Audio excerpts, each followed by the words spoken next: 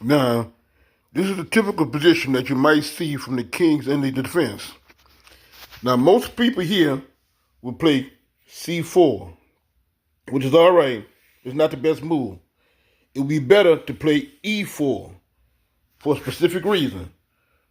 Now you have your light square bishop free, your dark square bishop free, and then you force black to change the move order or allow e5.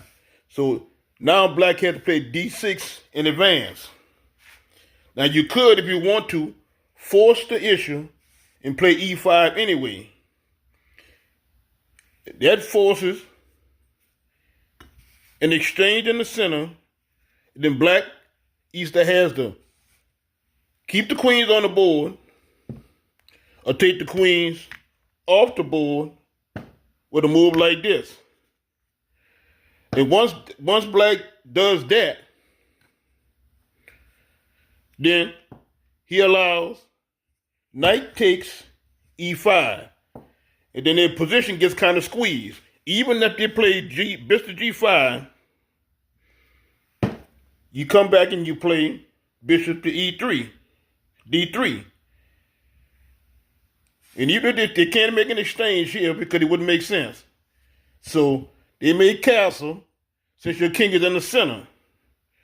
But since now you can play king to e2. And that would eliminate a lot of your problems because now they can't play bishop here because of f3. So it might be better to play e5 instead of playing c4. Because now you have an advantage because you have both of your bishops free. Your king is active. You can play knight to c3 at some point. Free the bishop. Have the rooks with no queens on the board. Now white has an advantage.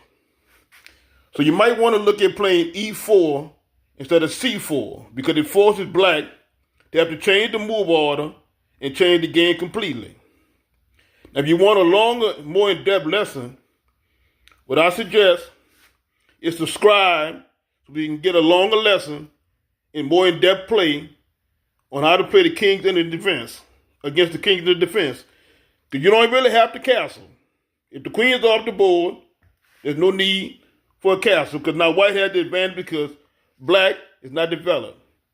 Lesson from the brain. Take a look at e4 instead of c4.